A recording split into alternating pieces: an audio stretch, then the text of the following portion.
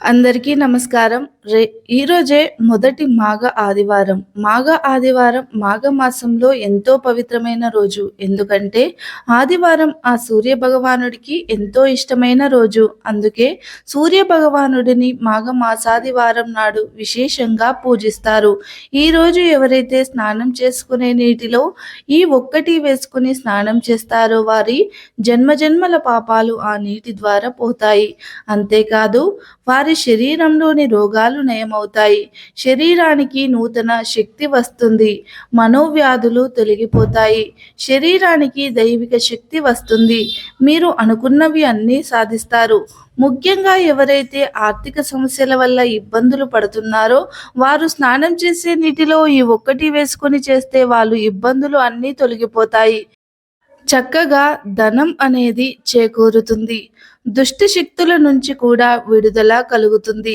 అంత శక్తివంతమైన ఈ మాఘస్నానం మీరు కూడా చేసి చూడండి. 100% ఫలితాన్ని అనుభవిస్తారు.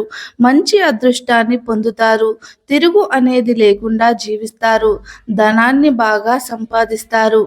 మాఘ ఆదివారం నాడు స్నానం చేసే నీటిలో ఈ ఒక్కటి వేసుకుని స్నానం చేస్తే అష్టదరిద్రాలు పోతాయి. మీకున్న సమస్యలు తొలగిపోతాయి. మీ ఇంట్లో అన్నీ కూడా శుభాలే కలుగుతాయి. ఇలా చేయడం వలన మీకున్న దరిద్రాలు అన్నీ కూడా తొలగిపోతాయి అని మన పండితులు చెబుతున్నారు. నెగటివ్ ఎనర్జీని మీ నుంచి పారిపోతుంది అని శాస్త్రాలు చెబుతున్నాయి.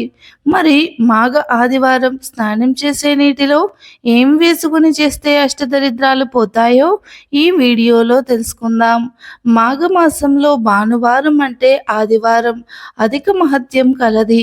అది అపమృత్యువును పోగొడుతుంది. అసలు మాఘమాసంలో వచ్చే ఆదివారాలన్నీ మహత్తు కలిగినవే. మాఘ ఆదివారం రోజు ఎవరైతే సూర్యుడిని భక్తితో ఆరాధిస్తారో వారికి సర్వరోగ విముక్తి, పుణ్యలోక ప్రాప్తులు కలుగుతాయని పురాణ వాక్కు. మాఘ ఆదివారం అరుణోదయం వేళ చేసే నదీ స్నానం ఎంతో శ్రేష్టం. అరుణోదయ కాలం అంటే సూర్యోదయానికి గంటన్నర ముందు కాలాన్ని అరుణోదయ కాలం అంటారు. ఈ సమయంలో నదీ స్నానం చేయాలి. లేకపోతే ఇంట్లోనైనా తప్పక స్నానం చేయాలి. ఇలా చేసి సూర్యోదయ కాలంలో సూర్య భగవానుడిని దర్శించి భక్తి శ్రద్ధలతో పూజించాలి. ఇలా చేస్తే అత్యంత పుణ్యఫలం కలుగుతుంది. మాఘమాసంలో చాలామంది నిత్యదాన వ్రతం చేస్తారు. అంటే మాఘమాసంలో నిత్యం సూర్యుడికి పూజ చేసి పిడికెడు బియ్యం ఒక పాత్రలో భద్రపరుస్తూ ఉంటారు. ఇలా నెల అయిపోయాక ఆ బియ్యాన్ని పేదలకు పంచాలి. దీన్ని నిత్యదాన వ్రతం అంటారు. మాఘమాసంలో ఎవరైతే ఇలా చేస్తారో వారింట్లో ఎటువంటి సమస్యలు ఉండవో, వారి సంతానం అభివృద్ధిలోకి వస్తుంది. కుటుంబంలోని వారు దినదిన ప్రవర్ధమానంగా ఎదుగుతారు. పురాణాలు దీనికి మించిన దానం మరొకటి లేదని చెబుతున్నాయి.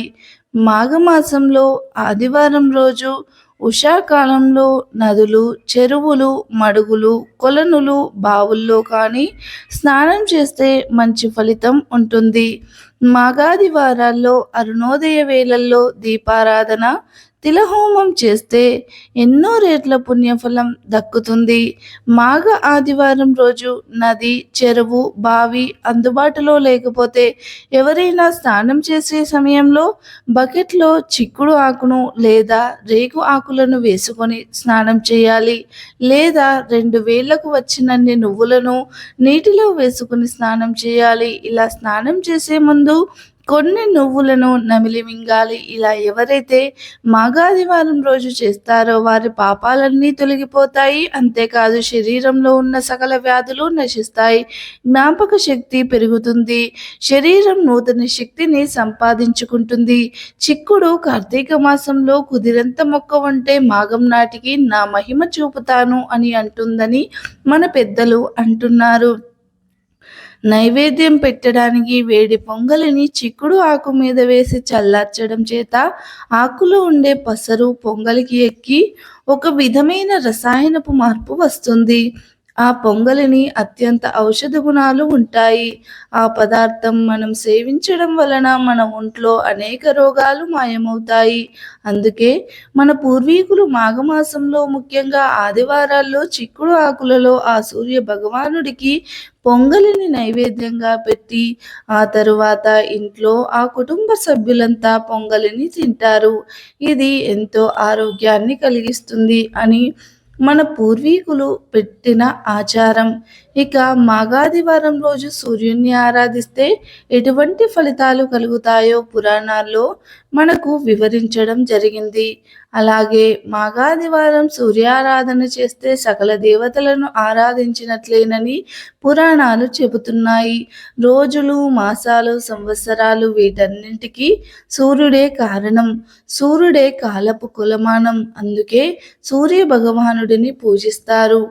మాఘాదివారం రోజు ఏం దానం చేస్తే జన్మజన్మల పాపాలు పోయి కోటి జన్మల పుణ్యం కలుగుతుందో, అన్ని శుభాలే కలుగుతాయో ఇప్పుడు మనం చూద్దాము. ఈరోజు బెల్లాన్ని దానం ఇస్తే పార్వతీదేవి సంతోషిస్తుంది. ఉప్పును దానంగా ఇవ్వడం వల్ల సాక్షాత్తు ఆ పరమేశ్వరుడే ఆనందిస్తాడు. కానీ ఈ రెండింటిని కొంతమంది బ్రాహ్మణులు మాత్రమే స్వీకరిస్తారు. స్వీకరించే వారిని తెలుసుకొని మాఘాదివారం రోజున వీటిని దానంగా ఇస్తే అష్టదరిద్రాలు పోతాయి, అష్టైశ్వర్యాలు కలుగుతాయి. ఈరోజు ఉప్పుని దానం చేయడం వల్ల లక్ష్మీదేవి అనుగ్రహం కలుగుతుంది. ఆ ఇంట్లో ఆర్థిక పరిస్థితులు బాగోవట్లేదు అనుకునేవారు తప్పక దీన్ని దానం చేయండి. మంచి ఫలితాలు పొందుతారు. జీవితంలో అనుకున్నది సాధిస్తారు. ఇప్పుడు మాఘపురాణంలో ఒక కథను తెలుసుకుందాం. ఈ కథను వింటే సకల పాపాలు పటాపంచలవుతాయి. కోటి జన్మల పుణ్యం వస్తుంది. కొంతకాలం కిందట మగధ రాజ్యంలో పురోహిత వృత్తిలో జీవించు నలుగురు బ్రాహ్మణులు ఉన్నారు. ఆ నలుగురికి నలుగురు కుమార్తెలు ఉన్నారు. వారు నిండు యవ్వనులై ఉన్నారు. కొన్నాళ్లకు ఆ గ్రామం కోనేటిలో స్నానం చేయడానికి ఓ గురుకుల విద్యార్థి వచ్చాడు. ఆ బ్రాహ్మణ కన్యలు ఆ యువకుని అందం చూసి మోహించి అతనిని సమీపించి చుట్టుముట్టి తమను వివాహం చేసుకోమని బలవంతం చేశారు. బ్రాహ్మణ విద్యార్థి తన విద్య పూర్తి కానందున వాళ్ళ కోరికను నిరాకరించారు. అప్పుడు ఆ కన్యలు కోపంతో నీవు పిశాచివి కమ్మని శపించగా ఆ విద్యార్థి కూడా మీరు కూడా పిశాచులు అవ్వండి అని ప్రతిశాపం ఇచ్చాడు. వారంతా పిశాచి రూపాలతో ఆ కొలను వద్దనే ఉండి అందరినీ బాధించి ఆహారం దొరికితే దానికోసం పోట్లాడుకోసాగారు. కొంతకాలానికి ఒక సిద్ధుడు ఆ కోనేటి దగ్గరికి వచ్చాడు. అప్పుడు ఆ పిశాచుల తల్లిదండ్రులు తమ బిడ్డలకు కలిగిన పిశాచి రూపాలు ఎలా మారుతాయి అని ప్రార్థించి అడిగారు. దానికి సిద్ధుడు వీరందరి చేత మాఘమాసంలో త్రివేణి సంగమంలో స్నానం చేస్తే విముక్తి కలుగుతుందని చెప్పాడు. తర్వాత వారి తల్లిదండ్రులు పిశాచుల చేత మాఘమాసంలో త్రివేణి సంగంలో స్నానం చేయించారు. ఆ విధంగా వారందరికీ పిశాచి రూపం తొలగి వారి రూపాలు వారికి తిరిగి వచ్చాయి. ఇదంతా మాఘమాసంలో స్నానం మహిమ అని వారు తెలుసుకున్నారు. కాబట్టి మాఘమాసం ఆదివారం ఎంతో పవిత్రమైన రోజు. మరి తెలుసుకున్నారు కదా. మీరు కూడా మాఘాదివారం రోజు స్నానం చేసే నీటిలో వీటిని వేసుకుని అష్టైశ్వర్యాలు పొందండి. మీకున్న దరిద్రాలను పోగొట్టుకోండి. మీకున్న రోగాలను నయం చేసుకోండి. మనోవ్యాధుల నుంచి బయటపడండి. వీడియో నచ్చితే లైక్ చేయండి, షేర్ చేయండి. అలాగే మన ఛానల్ని సబ్స్క్రైబ్ చేసుకోండి. ధన్యవాదాలు.